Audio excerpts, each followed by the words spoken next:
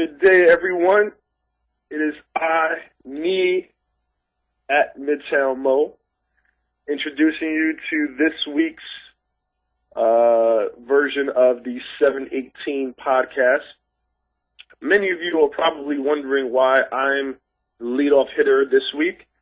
Well, as you've seen in the past couple of weeks, we like to take a little time out to call a particular one of a few friends of ours if their team has lost.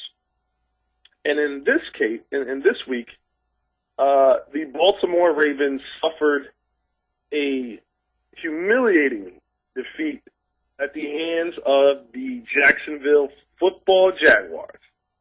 And as you well know, our favorite podcast host at William H. Straffe, shortened Straffe, is a huge Baltimore Ravens fan, and we'll be leading off this podcast by giving him a call and asking him to dissect how the Ravens lost to the lowly Jaguars. So without further ado, let's give him a call.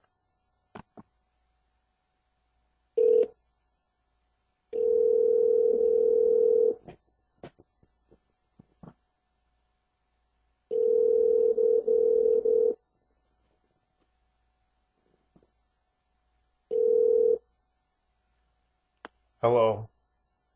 Hey, buddy. How you feeling? First of all, you don't just slap a man. Second of all, welcome to this week's 718 podcast. Very happy to have the host being introduced by the co-host. And I'd just like to take this time out to call you and ask you, how about them Jaguars? Actually, nobody circles the wagons like the Jacksonville Jaguars. Yeah, especially since they'll be circling wagons in LA soon.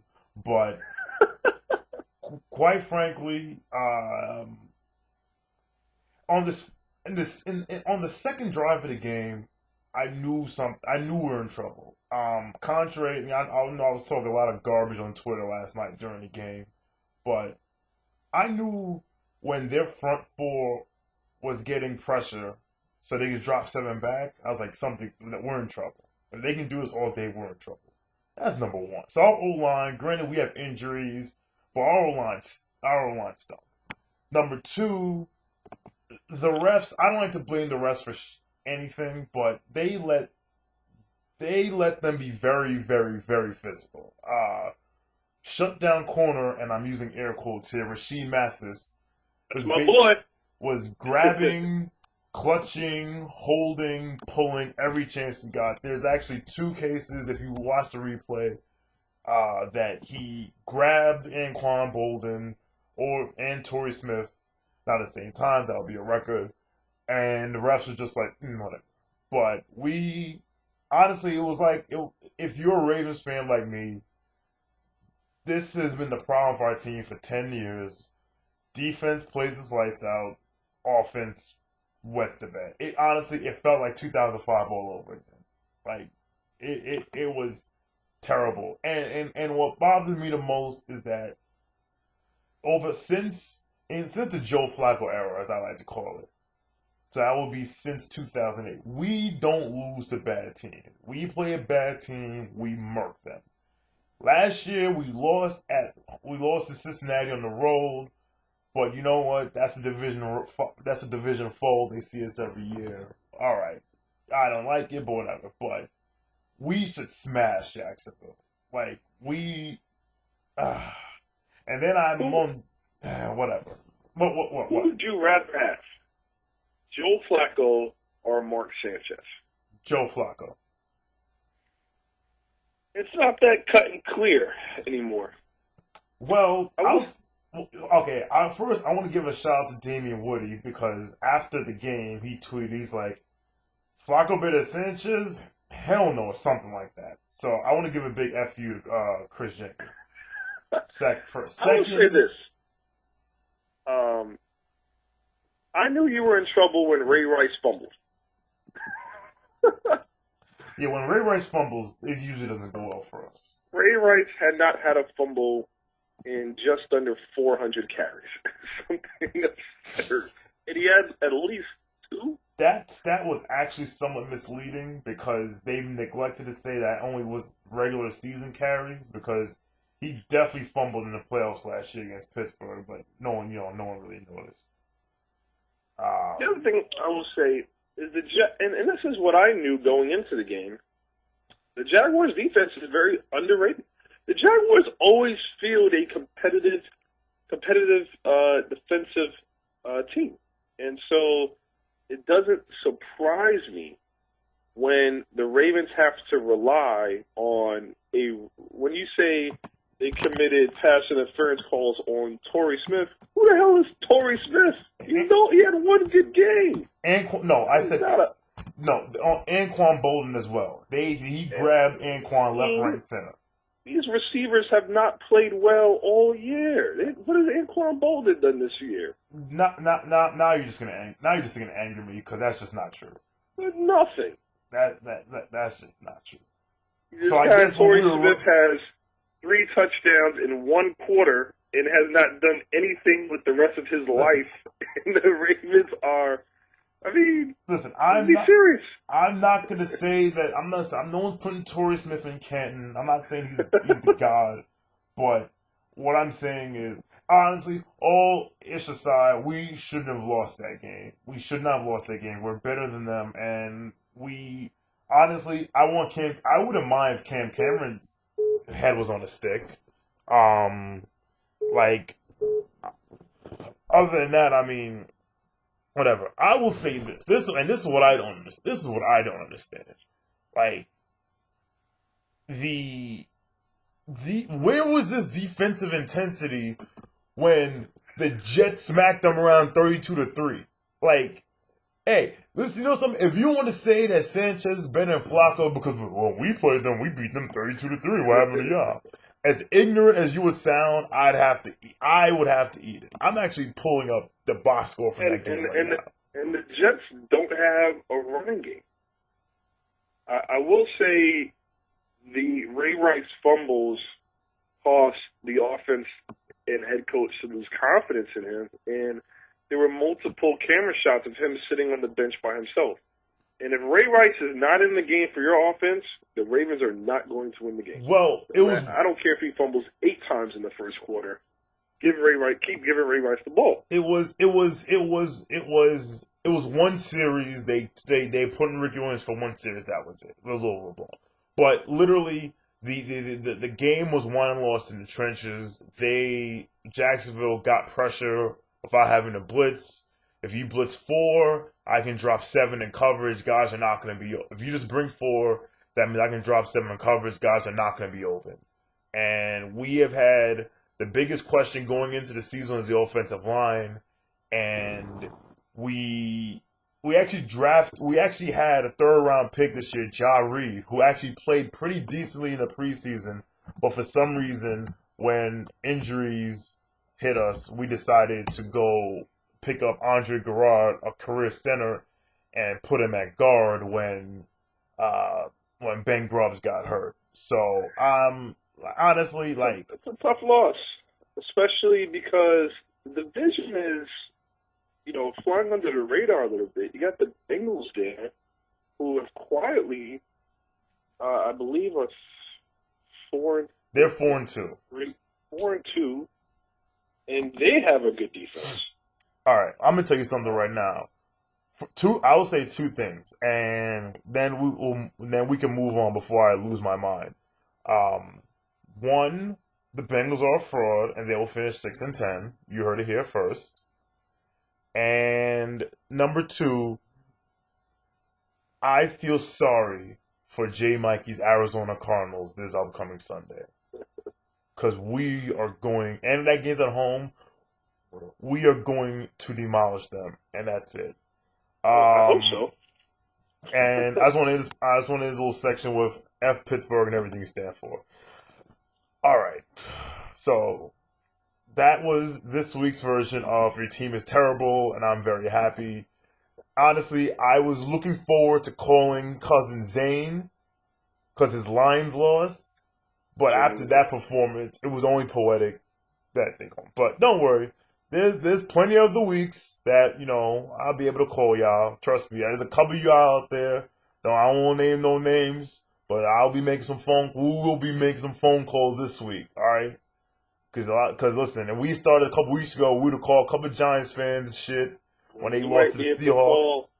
You might be able to call General Zed next week because Detroit faces your favorite and my favorite player, Tebow time. Oh God. Which brings us as a lovely segue to the most unstoppable force west of the Rockies. Tebow's your boy. Tebow's my boy. Pontificate. I've been telling people all season. I mean, we've discussed ad nauseum the political, the financial, the just common sense reasons of why Tebow has to start for this team. But at the end of the day, Tebow wins ball games. That's it. Period. It's not denying it. For about 55 minutes 55? of watching 55? Miami. 55? 55? 56? 55 and a half? 50, I don't know, something like that. 55, 56 minutes. I'm watching the Denver-Miami game without any doubt that Denver is going to win. They're down 15-zip, and I'm sitting there, and I'm saying it's almost that time. And you know what time it is. And for the majority of the game, Tebow was overthrowing receivers. I think there was a stat that I think he had completed 3 passes for like -2 yards or something like that. And he had completed more passes to people standing on the sideline than his receivers, which all may be very well true. But the reality of the situation is that when the game is on the line, Tebow transforms into the Incredible Hulk and puts the team on his back. And if you are the Miami Dolphins, you have no one to blame but yourself. Because when the Broncos need to score a touchdown and they're 7 yards out and they're in shotgun, everybody in the stadium, everybody watching TV, everybody and their mom knew that Tebow was going to quarterback draw. Tebow's not throwing that ball. And what does he do? He quarterback draws. I'm sitting there like, you got to be kidding me. So, love him or hate him, he wins ball games. He's very similar to Vince Young. He energized, but I think he's much more of a leader, and he energizes the team, and they win ball games. So let me get wait, because now let me be the voice of reason here. And listen, I don't hate Tim Tebow. I have no problem with the kid. I mean, I think there are definitely worse quarterbacks in the league than him. Give the kid a shot. And I'm not gonna jump to conclusions like I'm not gonna say like he can't play or stuff like that. However, Tim Tebow has started 4 games in his NFL career. Loss, win, loss, win. Like, I'm going to give you a prediction. Like, it's easy to beat Houston when they're 7-8 and when they're 6-8 and they got nothing to play for. And it's easy, like, granted, Miami's the worst team in football. I don't give a damn what anyone says. 15 zip against a guy who started 4 games. 15 zip. 4 minutes left. 4 minutes left, and you let him drop. No, first of all, listen, this is fine, but if he keeps doing that, that boy in trouble. Listen, they're at home hosting Detroit next week. They are. Excuse me, picking pennies out his ass. They are at Oakland the following week. They lose that game. No. Carson Palmer? No. Oh, yeah, I forgot. Oh, and Darren McFadden is currently on crutches. And they're at Kansas City in Arrowhead the following week. I mean, it's and then they have the Jets on Thursday, November 17th, and then they're at San Diego. Now, I'm not saying they could win all these games, but I'm saying let's start with the game 2 for Tebow next week at home for Detroit. Your boy, Matthew Stafford, is a big question mark. You don't think Denver could win next week? Sue is going to be picking pennies out his ass next week. I'm not saying they're going to win or lose, but Sue is going to... Look. I'm going to put that on the board. I'm calling a Denver win. Look. At home. They could... Listen, they could lose... And I'll say this, and then we'll move on. Like, they could lose the next 5 games in a row. That doesn't mean that Tebow stinks. Honestly, he just plays terrible. But for all intents and purposes, he had like 4 starts. So I'm saying is, let's not crown him. But I'm not gonna say he stinks. Let the kid, let him do some work. He won 2 national championships, and he's still fighting for respect. Listen. Tebow's gonna be his first home game. He's gonna be amped up. I think they beat Detroit in a close game next Sunday. Listen. And then you'll have reason to call General Zed. Ken Dorsey won 1 national championship and damn near won another, one for a somewhat bogus, according to Miami fans, pass interference call. Do you know what Ken Dorsey is now? I can tell you exactly where he is now. He is sweeping the floor at the Javits Center. I saw him the other day. That's what he's up to. So, yeah. Put it in the books. Denver will beat Detroit next week. All right. Moving on, as you said earlier, Carson Palmer, you always thought you were. Oh, my goodness. When it rains, it pours. Oh, listen, when you come in for Kyle Bolin and after you throw 3 picks and you threw 3 picks, I mean, Jesus. First of all, I thought it was completely absurd that Kyle Bowler started the game. First of all, because I knew this was going to happen. I was telling Cousin D in the bar that when Kyle Bowler threw, I think, his 3rd interception, he was like, "No, they're not gonna start Carson Palmer." I was like, Carson Palmer will be the starting quarterback coming out of the second half, and he was. And I think Hugh Jackson just cost himself a job. Trading away the Oakland future for Carson Palmer, who just stinks. There's no words to describe how bad he was. And let me also say that I knew Oakland was going to lose the game because they didn't have their leading scorer, Sebastian Janikowski. The kid kick. One of the great things about Janikowski is that if you're Oakland, your target line is the 40, 42-yard line of the opposing team, and they get there pretty consistently, and Janikowski's booting 57, 58-yard field goals, and that's their offense for the most part. Occasionally McFadden will break one, but now you don't have someone that's going to allow you to do that, and you suck, and that's what it is. Honestly, screw him. I knew screw him.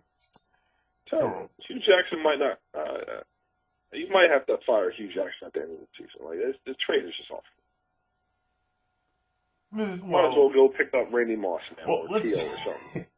Or they could pick up T.O. Did you pick up T.O. Call it a day. So T.O. had his workout today. We're taping this on Tuesday.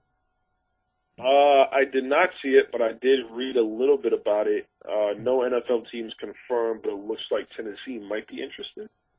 Yo, would you guess how many teams showed up to this dude's workout? How many? Yeah, I'll give you 3 guesses. 0? You're good. I mean, I like T.O., but I didn't see anything about a confirmed NFL team going. Oh boy. That's sad, man. I can't even watch this season of the T.O. show because I don't want to see T.O. cry. The girl that's madly in love with him, Keita, just got proposed to, and T.O. doesn't know what to do with his life. I love season 1 T.O., where he was, dating the realtor, and then he had the Victoria's Secret model, and then he had this girl and that. T.O. was cool, buying $100,000 diamond earrings. Now, T.O. has no money, no girl that even liked him, no football team, no knee, nothing. You still watch the T.O. show, son? I can't watch season 2. It's depressing. It depresses me. Son, I watched season 1 because it was so bad. It was great. Season 1 was pretty good. It was so bad, and like, it's premeditated, and then there was season 1 of the T.O. show. But now, yeah, but, as bad as the fall from grace T.O. was, because just 3 years ago he was popping popcorn with a $50 million contract with Jerry Jones. His is not as bad as Donovan McNabb. Can we not disparage my fellow Syracuse alum? Hughes. Listen. Gosh, he's awful. He's been in some bad situations. I mean, no, he's just. No, I mean, listen. Minnesota was terrible last year. They're terrible this year. Washington's been terrible, and Washington has 7-9 written all over them. Maybe 8-8. Like, for years, they got on T.O. and said, "Hey, when he was in San Francisco, he was a cancer. When he was in Philly, he was a cancer. When he was in Dallas, he was a cancer. When he was in Cincinnati, he was a cancer." Don't forget Buffalo. And it was like, he actually had a pretty good season in Buffalo. McNabb, now it was reported that Adrian Pedestrian, as Skip Bayless likes to call him, was quoted as saying when Christian Ponder entered the huddle, he had full command of the huddle. He didn't seem nervous, had full confidence, so welcome change, in so many words. And so this is another instance where the leadership of Donovan McNabb is being questioned. And at some point, which I actually did believe in Philly that he's just not a leader in that sense. He couldn't finish the job. And it's unfortunate. I mean, he was a solid quarterback in his time, but you got to start thinking about how much credit does Andy Reid deserve for his career. Yeah, that's true. I mean, the dude beat grown quarterbacks in his backyard. But you can't beat out Rex Grossman, and you can't beat out Christian Ponder. I mean, he beat them for the job, but I mean, they just played. He had a 39-yard passing game. I can get out there and have a better game than 39-yard passing yards with Adrian Peterson. Hike me the ball, I'm gonna dump off to Adrian Peterson every 3 seconds, and I can rack up more than 39 yards. Wow, Adrian Peterson can't catch. Throwing his quarterback under the bus. What's wrong with that dude? I'll throw it to Vishanti Shenko. I can get 40 yards. All right, moving on. Actually, I want to bring up a little thing from last week.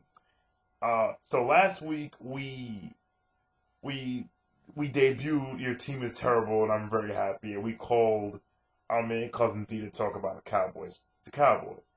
Now, we here at 718, like, we got a lot of feedback about the podcast. And we appreciate all the downloads and the listens and everything. We appreciate that. And please send us your feedback. You can hit me on my Twitter name, William H. Draft, or Midtown Mo, or the email and everything. We appreciate that. So we got some feedback about that. And a couple people said that Cousin D kind of sort of dominated the conversation about the Cowboys. I'm going to read an email I got from one person who shall remain nameless. And it says, on the next podcast, D has to be barred from mentioning Dallas. He brings it up no matter what the topic. How you feel about Carson Palmer? He's not Ben and Romo. How you feel about Detroit? Dallas has a better secondary. Who are the top teams? Dallas can beat them, though. I'm surprised he didn't mention Dallas during UFC talk.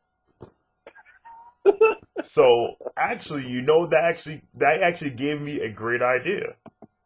I think we should call Cousin D every week and give him 5 minutes to talk Cowboys. 5 minutes and 5 minutes only. And we can call it. I have a bone to pick with the Cowboys too. And we'll call it Cowboys Corner. So, let's call Cousin D. See if he answers the phone. He has no idea we're calling. We're on our Jacko shit right now.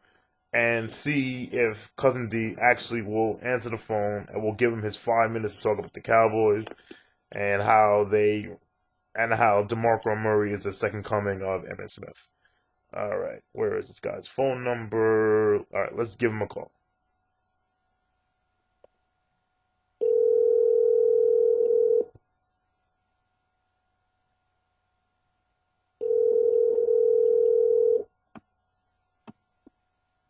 Yo. Cousin D. What up, son? We have you're on the podcast. Hold on a second. Hold on a second.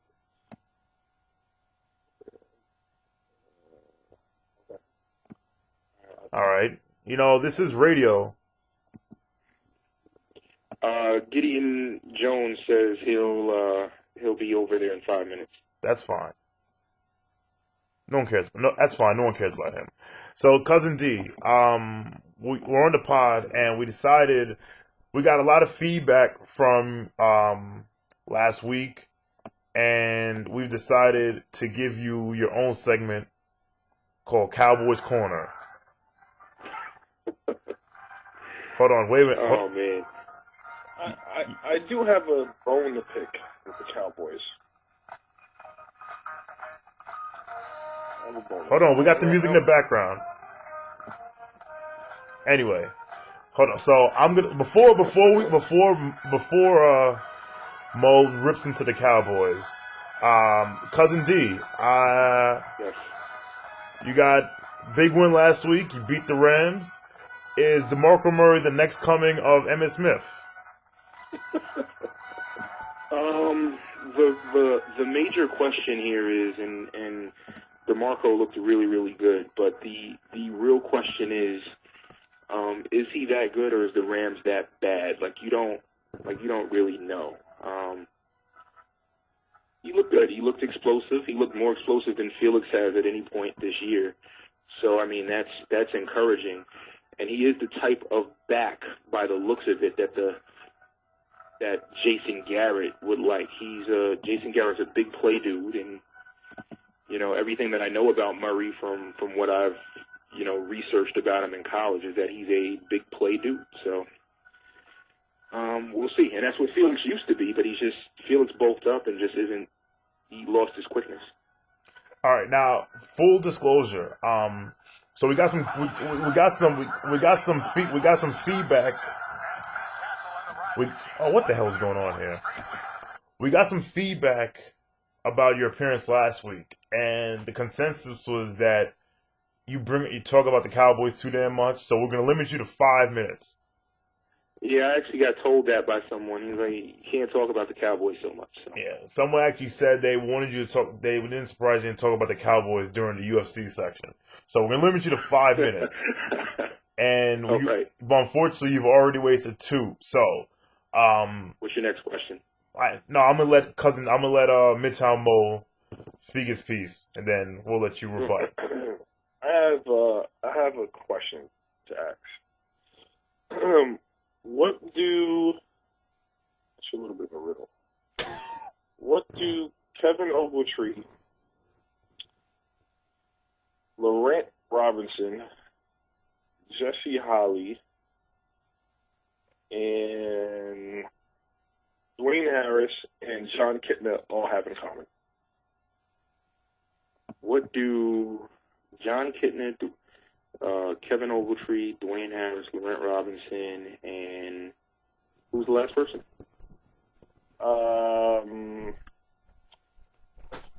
Jesse Holley. Jesse Holley. I don't know. I'm sure you're going to tell me, though. They all are not returning punts. Why on earth does Jason Garrett continue to allow or enable Des Bryant to return punts when clearly returning punts is what got him injured in the first place? This is a question. Wait, were you saying was John Kitna just a joke? Yeah, I had to throw you off a little bit. All right. But I would rather John Kitna return kicks.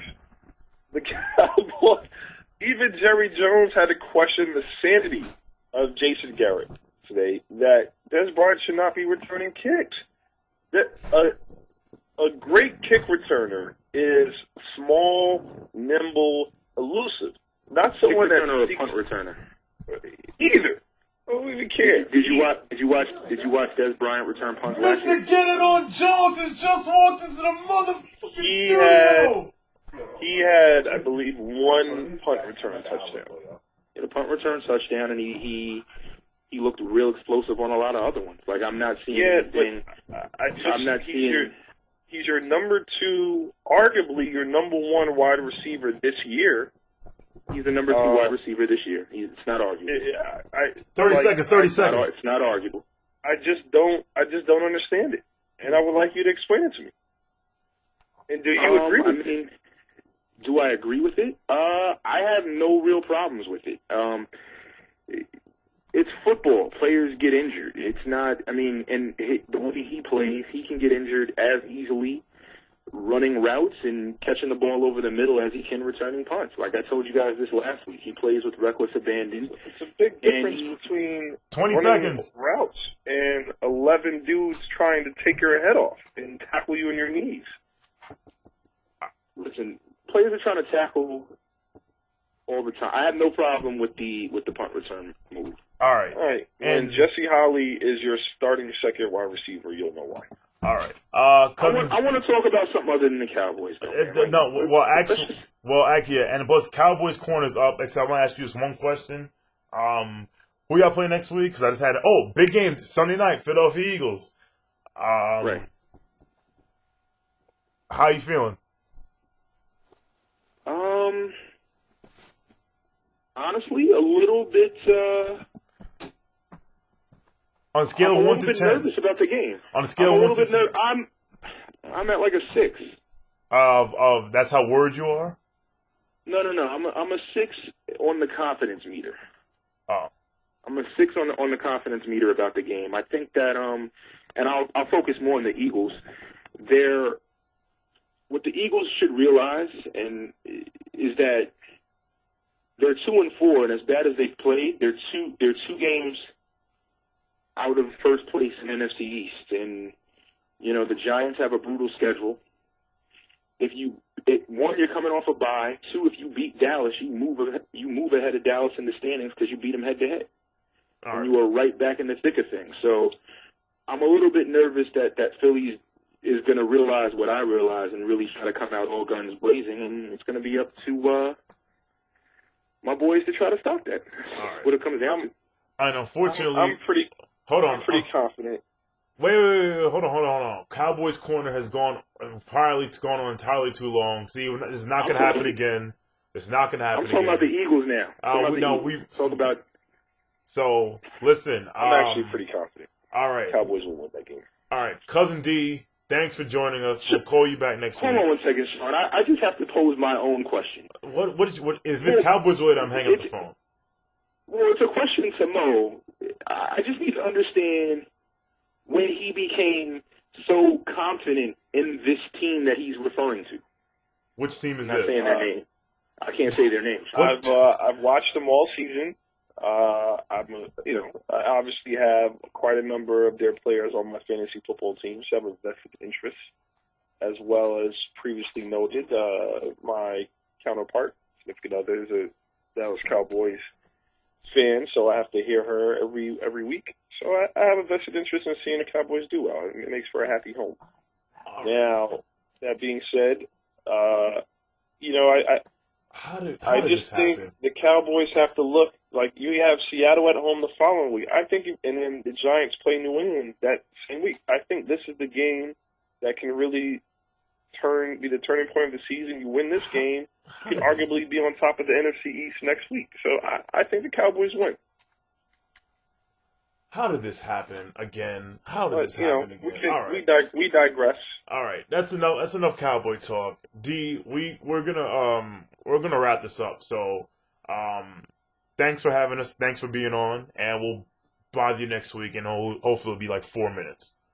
I'll say this: next Tuesday, it'll be a doozy of a segment because I'm either going to be really happy or you're going to get Angry D, and I know people like Angry D, so you might get him next Tuesday.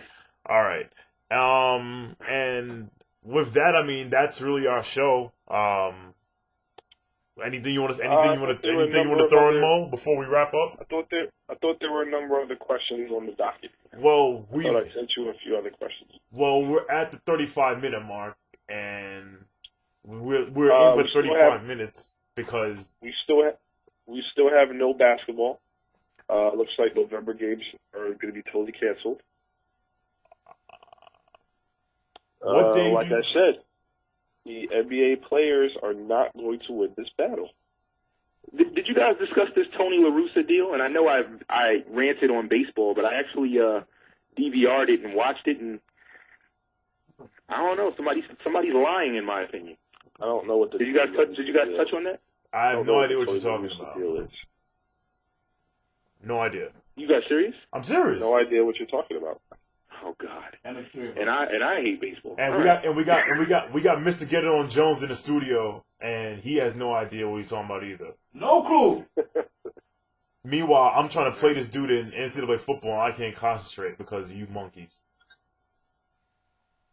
Yeah, I haven't. What are you referring to, Cousin B? Basically, last night in Game 5 of the World Series, there were some very questionable pitching decisions. And La Russa's excuse after the game was basically that he called to the bullpen on 2 separate occasions, and the bullpen brought up the wrong guy, not the guy that he asked for, and he blamed it on crowd noise. Well, it was a pretty big thing today, so